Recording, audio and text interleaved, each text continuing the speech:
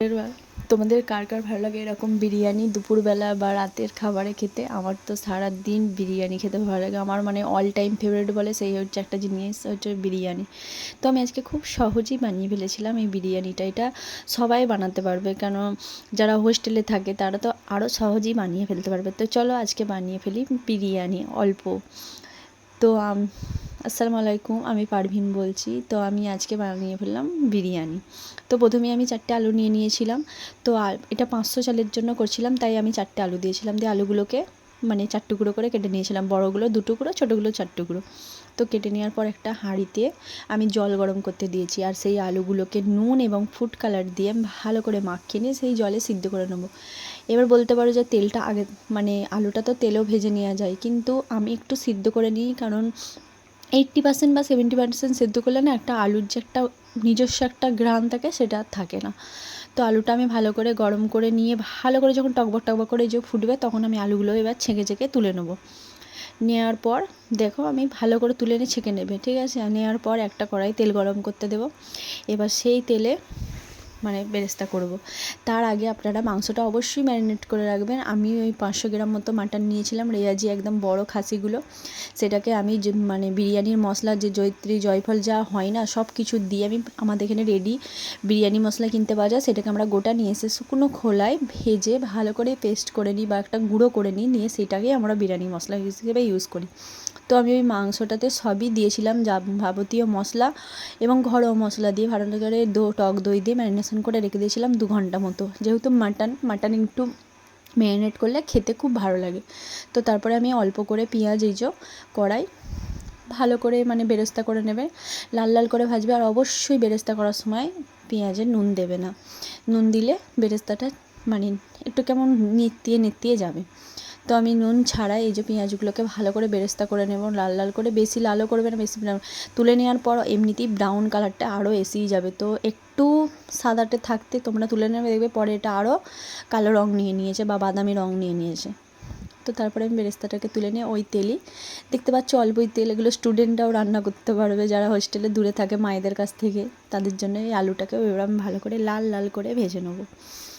আলুটা এই যে সিদ্ধ করে নিয়ে ভেজে নেওয়ার পর না এই বিরিয়ানিতে এই আলুটা বেশি ভালো লাগে খেতে, কেন একদম প্রপার ক্রিসপি আর ভিতরটা পুরো নরম, এতই ভালো লাগবে আলুটা খেতে। তোমরা অবশ্যই করে দেখো, ডাইরেক্ট তেলে ভাজার থেকে বা সিদ্ধ করে দেওয়ার থেকে এরকম করে ভেজে নিলে খুব সুন্দর, দেখো যেন মনে হচ্ছে একটা করে গোটা গোটা ডিম, তাই না? এরকম ডিমের মতো লাগবে।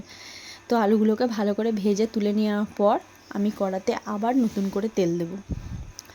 অল্প করে দেবেন, যেহেতু মাটনে অনেক অনেক তেল বেরোয়, মাটনে এতই তেল বেরোয়, অতিরিক্ত তেল আবার বিরিয়ানিতে দিলে বিরিয়ানির একটু ফ্লেভারটা চ্যাপচ্যাপে ভাব এসে যায়, তাই অল্প বিরিয়ানিতে তেল দেবে। আর ঘিয়ের পরিমাণটা বেশি থাকলে ভালো, কিন্তু তেল বেশি ভালো লাগে না বিরিয়ানিতে।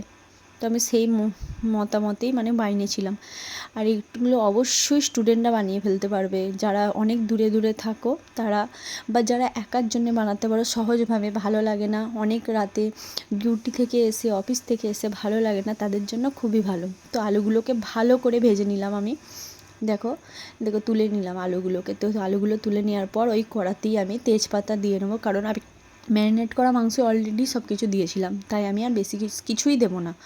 তো ওতে আদা রসুনের পেস্ট সবই দিয়ে দেবে, মানে সব দিয়ে ম্যারিনেটেড করবে, যা রান্না করতে লাগে সেগুলো সব দিয়ে দিয়েছিলাম। দিয়ে এই পেঁয়াজটাকে আমি আলাদাভাবে নুন দিয়ে ভালো করে ব্রাউনি করে মানে ভেজে নিতে হবে, যেন নেতিয়ে যাবে। আর পেঁয়াজ থেকে একটা ব্রাউন ভাব এসে যাবে, একটা সুন্দর ঘ্রাণ আসবে, তখন পেঁয়াজের ওপরে ওই ম্যারিনেশন মাংসটা দেবেন।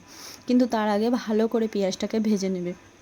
পেঁয়াজটা না যদি ভালো করে ভাজা হয় তো সেই মাংস কষানোর সময় সেই মাংসটা খেতে ভালো লাগে না, পেঁয়াজগুলো মুখে লাগে। তো আমি অবশ্যই মাংসটা আজকে প্রেসার কুকারেই করব, কারণ প্রেসার কুকারে না করলে মাটন অনেক সিদ্ধ হতে দেরি হয়। আর বুঝতেই পারছেন, এটা যদি কেউ অনেক রাতে এসে খায়, তারা তো আর বিরিয়ানি টট করে যদি বানাতে চায় তো হয়তো সারা রাতই লেগে যাবে, কিন্তু সেই বিরিয়ানি আর খাওয়া হবে না। তাই আপনারা সেই মতেই বানাবেন, প্রেসার কুকারে বানাবেন, কিন্তু অবশ্যই মাংসটাকে আগে কষিয়ে নিতে হবে। নিয়ে এই যে আমি ম্যারিনেট করা মাংসটা দিয়ে দিয়েছি, মাংসটাকে ভালো করে নাড়ে চাইড়ে ভালো করে কষিয়ে নিতে হবে। মাংস থেকে না যেন একটু গন্ধ থাকে, মানে কোনো কাঁচা মশলার বা যেহেতু আমরা ম্যারিনেট করে রান্না করছি তো মাংস থেকে অনেক জল বেরোবে, টক দই দেওয়া আছে, তাও মাংস থেকে জল বেরোনোর কারণে হয়তো প্রথমে একটু কেমন ঘ্রাণটা লাগবে। তো সেই হিসেবে ভালো করে মাটনটা কষিয়ে নেবেন। মাটন যত ভালো করে কষানো হবে ততই তার স্বাদটা বাড়বে, আর বিরিয়ানিতেও তত খেতে ভালো লাগবে। তোমরা হয়তো খেয়াল করে দেখবে মানে মাটনই হোক আর চিকেনই হোক, বিরিয়ানিতে যদি না ভাজা ভাজা টাইপের হয় সেই বিরিয়ানিটা মনে হয় না যে স্বাদ লাগে। তাই সেই হিসাবেই বাইরে নেবে। দিয়ে আমি মাটনটা থেকে যদি তেলটা ছেড়ে গেছে তারপরেই আমি সেইটাকে নিয়ে প্রেসার করে তুলে দেবো। নিজে প্রেসার করে তুলে দিচ্ছি, তুলে ভালো করে ওটাকে আমি 6টা সিটি দিয়ে নিয়েছিলাম। কিন্তু মাংসটা একদম গলিয়ে ফেলবে না সিটি দিয়ে, যেন অনেক মাংসটা গলে যায়, কেন আবার একবার ভাপে ওটা হবে, বিরিয়ানির ভাপে। তো এটা খুব তাড়াতাড়ি বানানো যায়, আমি ওই জন্য ভিডিওটা অনেক বড় করেছি যাতে তোমরা বুঝতে পারো যে কিভাবে বানাবে। আর মোটামুটি বিরিয়ানি সবাই বানাতে পারে, তাও আমি হয়তো আমার মতে মনে হয় এখনও অনেকে আছে যারা মানে রান্নাটাও পারে না, অনেক বাচ্চাও আছে, অনেক বোনেরা আছে, অনেক ভাইয়েরা আছে, তো তাদের জন্যই এই ভিডিওটা। তো এই যে ফুটছে দেখতেই পাচ্ছ ভালো করে। তারপরে আমি ঢাকনাটা দিয়ে দেবো অল্প জল দিয়ে, বেশি জল দেবে না তাহলে মাংসের স্বাদটা ঠিক ভালো লাগবে না। তারপরে আমি একটা হাঁড়ি নেবো, আবার ওই হাঁড়িটায় আমি 500 চালের মতো আজকে বিরিয়ানিটা বানাচ্ছি। তো সেই হিসেবে 500 মাংস নিয়েছি, 500 চাল নিয়েছি, আর 4টে আলু নিয়েছি। সেই হিসেবে আপনারা মশলা দেবেন, মানে মশলা বেশি দেবেন না, বেশি মশলা দিলে মশলাটা তেতো ভাব এসে যায় আর ভালো লাগে না। বেশি মশলা বিরিয়ানিতে ভালো নয়, আবার কম মশলা দিলেও হবে না। তো ঠিক মাপের মশলাটা দেবেন। আমি ওই 50 টাকার মতো মশলা কিনেছিলাম, তাতেও আমি গুঁড়িয়ে নিয়েছিলাম, কিন্তু বেশিটা দিয়েছিলাম, অল্পটা রেখে দিয়েছি। তো আমি ওই জলে নুন দিয়ে ভালো করে আগে থাকতে নুন, গরম মশলা, তেজপাতা দিয়ে ফুটিয়ে নিয়েছিলাম, দিয়ে তাতে লেবু চেপে দিয়েছিলাম যাতে ভাতটা সাদা হয়। নুনটা বেশিও দেবেন না, কমে দেবেন না। নুন একটু বেশি হয় ঠিক আছে, একদম কম না যেন হয়, কিন্তু একদম বেশিও না যেন হয়। তো আমি জলে দিয়ে ফুটে নিয়ে এই যে চালটা দিয়ে দিয়েছিলাম। চালগুলো দেখতেই পাচ্ছ ফুটছে, যখন 80% হয়ে আসবে আমি 80%-এ তুলেছিলাম। আমি বেশি শক্ত ভাত খেতে পারি না, কিন্তু তাও দেখবেন বিরিয়ানিটা খুব ঝরঝরে হবে, কেন আমরা লেবু দিয়েছি। আর আমরা 80%-এ তুলে নেব চালটা, বেশি রাখবেন না, তার বেশি রাখলে ভাতের একটাও দানা সোজা থাকবে না, সব ভেঙে যাবে। তো আমি এই যে দেখো 80% করে নিয়েছি। 80% করে নেওয়ার পর তোমরা তোমাদের একটা ছাঁকনিতে হোক, যাতে হোক, পেতে হোক, যে কোনো জিনিসে সেই ভাতটাকে ছেঁকে নেবে। ভাতটা হতেও মনে হচ্ছে দেরি হচ্ছে, কিন্তু দেরি হয় না, অতটাও দেরি নয়। তারপরে এদিকে প্রেসার কুকারটা 6টা আমি সিটি দিয়েই নিচ্ছি, মাংসটা ভালো করে সিটি দিয়ে নিয়েছি। আর একটা উনুনে, আমি 2টো উনুনে রান্না করছি যাতে তাড়াতাড়ি হয়। তো মাংসটা দেখি হয়েছে কি, তারপর দেখলাম যে মাংসটা সিদ্ধ হয়ে গেছে। তো আমি তারপরে আবার একটু ঝোল থেকে মানে একটু থাকে না, তো সেটা আমি বেশি রাখার না জন্য আমি আবার মানে ঢাকনা খুলে দেওয়ার পরও প্রেসার কুকার আর একটু কষে নিয়েছিলাম মাংসটাকে, বেশ একটু ভাজা ভাজা টাইপের, ভাজাও না মানে গ্রেভি টাইপের করে নিয়েছিলাম, যাতে বিরিয়ানিতে দিলেও জিনিসটা বেশ ভালো থাকে। আমার বেশি বিরিয়ানি মানে বেশি একটা ভিজক্ত ভাব থাকে না, সেটা আমার ভালো লাগে না। তো আমি সেই হিসেবেই করে নিয়েছিলাম। তোমরা সেইভাবে যদি করে দেখো আমার মতো, দেখবে খুব ভালো লাগবে, জুসি ফ্লেভার আসবে, কিন্তু সেটা আসবে ঘি আর যে মাটনের একটা রগন চুজ হয় সেইটার জন্য একটা ভালো সেন্ট আসবে। তো তারপরে আমরা ভাতটাকে ভালো করে ঝরিয়ে নেবো ফ্যানটাকে।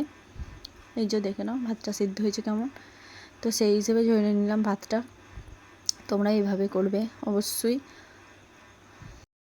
তোমরাও সেইভাবেই বানিয়ে নেবে। আমিও ভাতটা ভালো করেই করে নিয়েছিলাম, একটু নরম রেখেছিলাম, কারণ একটু ভাত নরম রাখলে খেতেও ভালো লাগে। সেই ভাতটা যেহেতু আমরা ভাত দেবো, যখন ঘি পড়বে তখন ভাতটা আবার একটু শক্ত হয়ে যাবে, এটা কিন্তু সত্যি কথা।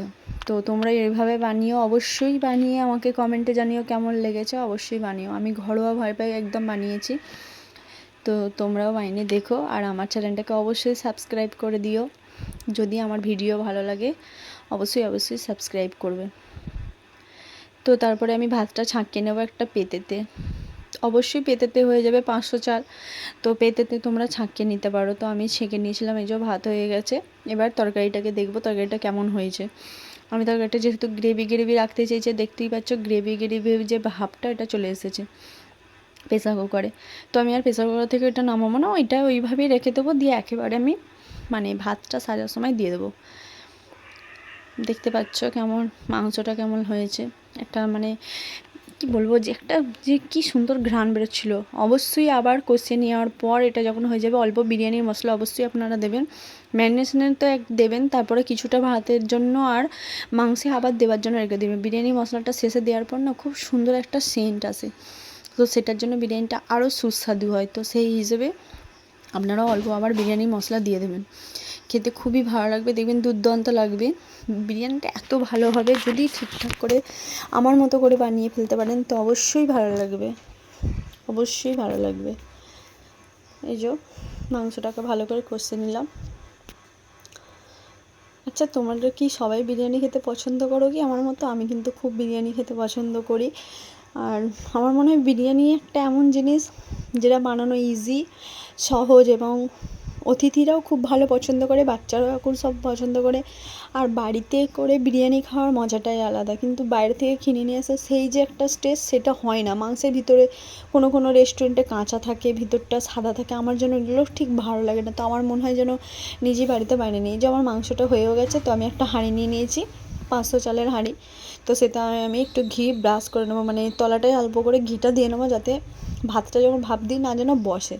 তো এই যে ঘিটা ভালো করে ঘুরিয়ে যে হাঁড়িতে ভাপ দিয়ে নিলাম, দিয়ে তারপরে আমি অল্প অল্প একটু ভাত দেবো, অল্প একদম অল্প তলার দিকে ভাত দিয়ে তার উপরে দিয়ে দেবো যে মাংসটা কষানো আছে, সেটা আমি একবারে দিয়ে দেবো। যেহেতু 500 চালের, তাই জন্য আমার 2টো লেয়ার করবো না, আমি একটা লেয়ারই করে দেবো, যেহেতু শর্টকাটে অত লেয়ার করবো না। তোর ওপরে যা মাংস, 500 মাংস যেহেতু অল্পই, বেশিও নয়, তো ওই মাংসটা পুরোই আমি দিয়ে দেবো। 500 মাংসটা পুরো হয় হাঁড়ির ওপরে দিয়ে দেবো, আস্তে আস্তে দেবেন। আর দেখবেন এই দেখুন গ্রেভিটা কেমন করেছি, দেখুন বেশি পাতলা নয়, বেশি ঘন নয়, বেশ থিক টাইপের একটা মানে গ্রেভিটা করবেন। তো তারপরে ওইটা দিয়ে সব মাংসটা দিয়ে তারপরে আমি ওপরে ভাতটা, বাকি যে ভাতটা ছিল সেটা দিয়ে ভালো করে হাতের সাহায্যে হোক, চামচের সাহায্যে হোক, যা হোক করে একটু সমান করে নেবে। নিয়ে তার উপরে এবার আমি এই যে ফুড কালার গুলে রেখেছি, যেটাকে আমরা জাফরান বলি, ঘিটা দিয়ে দিয়েছি। ঘিটা একটু বেশি করে দেবেন, কেন ভালো লাগবে খেতে। আর মাটন বিরিয়ানিতে ঘি না হলে ভালো লাগে না। তারপরে আমি এই যে ফুড কালারটা গোলাপ জলের সাথে গুলিয়ে রেখেছিলাম।